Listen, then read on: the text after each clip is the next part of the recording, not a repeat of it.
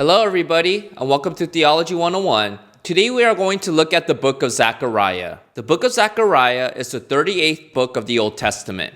The Hebrew Bible has 3 sections: the Law, Prophets, and Writings. The Law contains the first 5 books of the Old Testament. The Prophets is made up of 8 books divided into the former prophets and the latter prophets. The latter prophets include books such as Isaiah, Jeremiah, Ezekiel, and the 12 minor prophets. The writings consist of religious poetry and wisdom literature, and Zechariah is part of the 12 minor prophets section of the Old Testament. Now, when I say a book is considered a minor prophet, I'm not referring to its importance, but to its length. In other words, the 12 books called the minor prophets are shorter than the major prophets. Let me give you the historical context of Zechariah. We cannot understand Zechariah without knowing the effects of the Babylonian exile for Judah. Right before Judah fell to Babylon, they were experiencing prosperity. One of the problematic beliefs during this time was the idea that God will always protect Jerusalem. This false teaching said that Jerusalem could never fall if God's temple remained in the city. And so,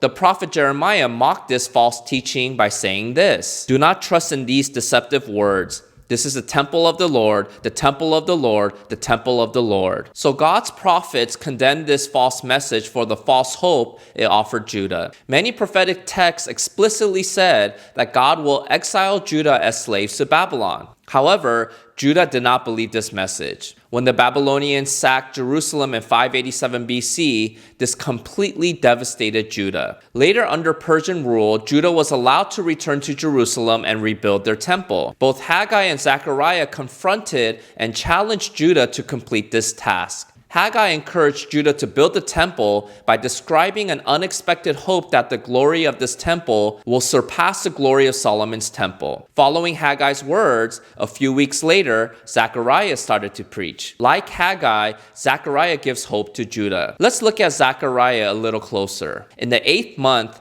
in the 2nd year of Darius, the word of the Lord came to the prophet Zechariah, the son of Berechiah, son of Iddo. Except for Zephaniah, we know more about Zechariah's lineage than any other minor prophet. Zechariah is linked to a priestly family. Iddo is named in the list of priests and Levites who accompanied Joshua and Zerubbabel in the first return from Babylonian exile. We also know that Zechariah eventually was martyred according to Jesus. When we look at Zechariah's name, we understand the purpose of his ministry. The name Zechariah in Hebrew means Yahweh remembers. The prophet's name, along with this message, consistently reminded Judah that the Lord has made a covenant with them and that he will never, ever forget them. So considering God's promises to them, his people should have responded with faith and obedience. This leads to the message of the book. When you compare Haggai and Zechariah, you see a difference in their messages. If Haggai was the builder, then Zechariah was the artist. He will provide images that paint a picture of the message of hope that Haggai previously prophesied. Now, visions were very common with apocalyptic writings. Apocalyptic refers to writings that have to do with the end times. In the first 6 chapters of Zechariah,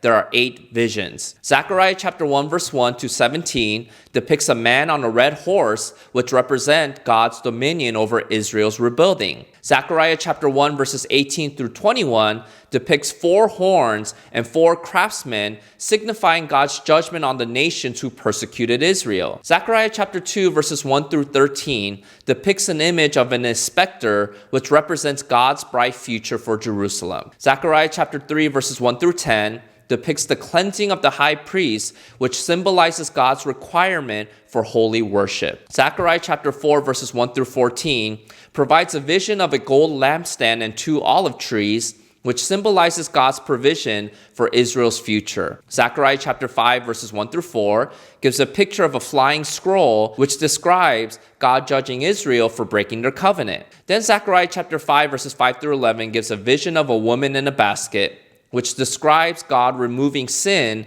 from Israel's midst. Finally, Zechariah chapter 6 verses 1 through 8 describes 4 chariots, which symbolizes God's sovereignty over all creation. Now, the point of these 8 visions was to show that God remembers his promises. This is the main message of the first half of Zechariah. Now, after these 8 visions, the last 6 chapters of Zechariah are very different. Some theologians have said that the last 6 chapters of Zechariah are the most difficult part of the Old Testament to understand. However, the last 6 chapters of Zechariah seems to be one of the most important sections of the Old Testament. Why? Zechariah chapters 9 through 14 is the most quoted section of the prophets by the gospel authors. In fact, second to Ezekiel, Zechariah has influenced the Apostle John more than any other writer when he wrote the book of Revelation. So what is Zechariah chapters 9 through 14 about? The coming Messiah. Let me show you just a few verses that the gospel writers quote from Zechariah. Look at Zechariah chapter 9 verse 9. Rejoice greatly, O daughter of Zion. Shout aloud, O daughter of Jerusalem. Behold, your king is coming to you. Righteous and having salvation is he. Humble and mounted on a donkey, on a colt, the foal of a donkey. This verse was quoted in the New Testament in Matthew chapter 21 when Jesus rides into Jerusalem a week before his crucifixion on a donkey. Then look at Zechariah chapter 11 verse 13. Then the Lord said to me, throw it to the potter, the lordly price at which I was priced by them. So I took the 30 pieces of silver and threw them into the house of the Lord, to the potter. Do you remember when this verse was quoted? In Matthew chapter 27, when Judas betrays Jesus for the price of 30 pieces of silver, later, Judas returned the silver to the chief priests and then he committed suicide. Afterwards, the chief priests said that they cannot put that money into the treasury because it was blood money. So they decided to buy a potter's field with it, and this was a fulfillment of Zechariah chapter 11. Look at Zechariah chapter 12 verse 10. And I will pour out on the house of David and the inhabitants of Jerusalem a spirit of grace and pleas for mercy, so that when they look on me, on him whom they have pierced, they shall mourn for him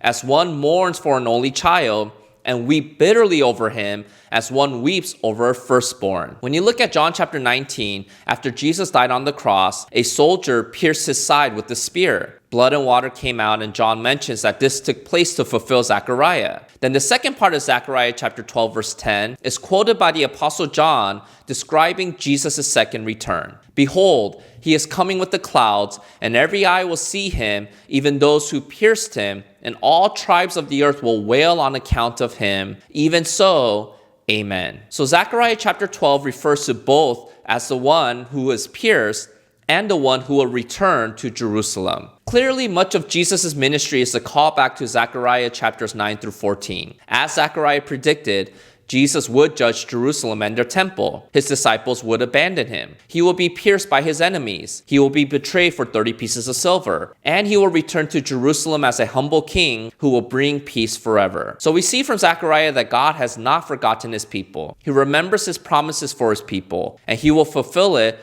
all through the coming Messiah. Thank you to today's sponsor, On Reverence. They offer a free digital worship music app called Maskell. If you want to find out more, I'll leave some links below in the description box.